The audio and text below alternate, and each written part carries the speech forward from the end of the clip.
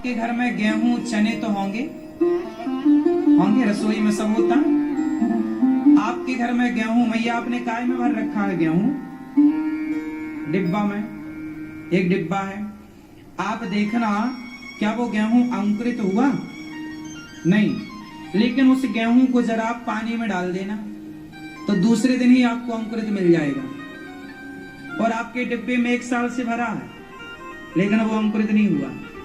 लेकिन अंकुरित कहां हुआ? पानी में। क्यों? क्या उसके भीतर 1 साल से अंकुरित शक्ति नहीं थी?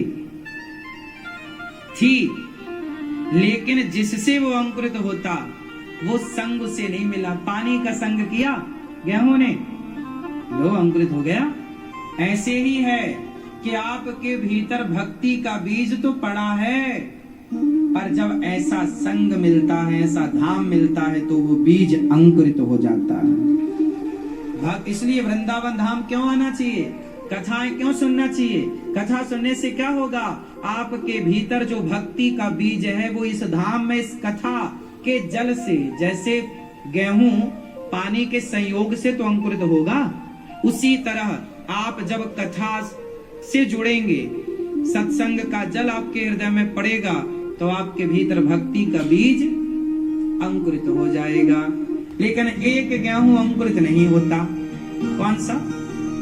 आप गेहूं को जरा तवे में डाल दो, गरम तवे में या गरम कढ़ाई में, जरा गरम तवे में गेहूं डाल दो और जरा 4-6 बार ऐसे ऐसे हिलाओ, घुमाओ, जरा गेहूं गरम हो जाए, फिर आप डालो पानी में।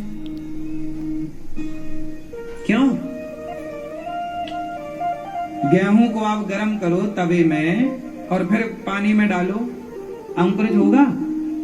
बोलो, नहीं होगा। क्यों नहीं होगा? क्योंकि वो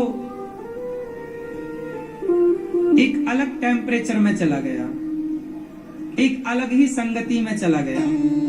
पानी की संगति डायरेक्ट मिलती तो अंकुरित होता, पर उसे आग की संगति मिल गई। किसकी संगति मिल गई? अग्नि के संपर्क में आ गया, और अग्नि के संपर्क में आने से उसकी क्या हो गई? अंकुरित शक्ति नष्ट हो गई। उसी तरह जो सत्संग में आ जाते हैं उनकी तो अंकुर निकल आता है, मतलब भक्ति का बीजारोपण हो जाता है। लेकिन जो लोग बुरी संगति में पड़ जाते हैं, गलत संगति में पड़ जाते हैं, फिर उनके कितना भी समझाओ, मूर्ख हृदय न चेत, जो गुरु मिलहि विरंचि सम। रावण को फिर सबने समझाया, स्वयं हनुमान जी ने, पर रावण को, क्योंकि वो उसका बीज नष्ट हो गया ना, अंकुरित। तो जब आप गलत संगति में चले जाते हैं, इसलिए कहता हूं बच्चों को पहले संगति से जोड़ दो। यदि गलत संगति में चले गए तो फिर उन्हें कोई नहीं समझा सकता। फिर उन्हें साधु लोग बुरे लगने लग जाएंगे, संत लोग गंदे लगने लग जाएंगे, माता पिता भी गलत लगने लग जाएंगे। फिर उन्हें वही लोग सही लगेंगे जो उन्हें गलत गाइड करे। आप देखो ना, शराब पीने वाला मेरे पास आके कम बैठता है, शराबियों के बीच में ज्यादा बैठता है। क्योंकि मेरे बीच में बैठेगा तो उसके हो सकता है कि कुछ बीज भक्ति के अंकुरित हो जाएं, सुधरने की संभावना ज्यादा है। इसलिए शराबी है, गंजेड़ी है, जैसे आजकल के कुछ लोग लिविन में रहते हैं, लिविन, पराई औरत पराई मर्द के संग लिविन।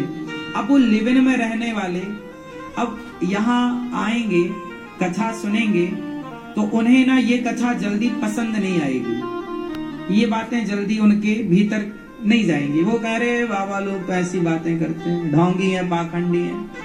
क्यों? क्योंकि उनको एक अलग प्रकार का रस मिल रहा है। वो जो रस ले रहे हैं वो काम रस है। लिविन में जो रस मिल रहा है वो कौन सा रस है? काम रस। और आप यहाँ ले रहे हैं राम रस। तो राम काम रस वालों को जल्दी से राम रस अच्छा नहीं लगता। और राम रस वालों को काम रस अच्छा नहीं लगता। अब आपसे कहे कोई के ले लो जी रहो लिविन में, तो आप लोग नहीं रहेंगे, क्योंकि जो राम रस में डूब गया फिर उसे काम रस फीका लगता, लेकिन जो काम रस में डूबा है उसे राम रस समझ ही नहीं आएगा। और एक बात बताएं, काम रस में डूबा हुआ यदि एक बार उसे राम रस का चस्का लग गया, कथा का, सत्संग का, भक्ति का चस्का लग गया, तो फिर वो काम आम छोड़ करके, वासनाएं छोड़कर राम का दीवाना भी हो जाए, कृष्ण का दीवाना भी हो जाए। कितनी वैश्याएं ऐसी हैं जिन वैश्याओं ने अपना धंधा बंद कर दिया कथाओं के रस के कारण। अरे हम तो कोई और रस लूट रहे थे, यहाँ तो अलग ही लूट रहा है।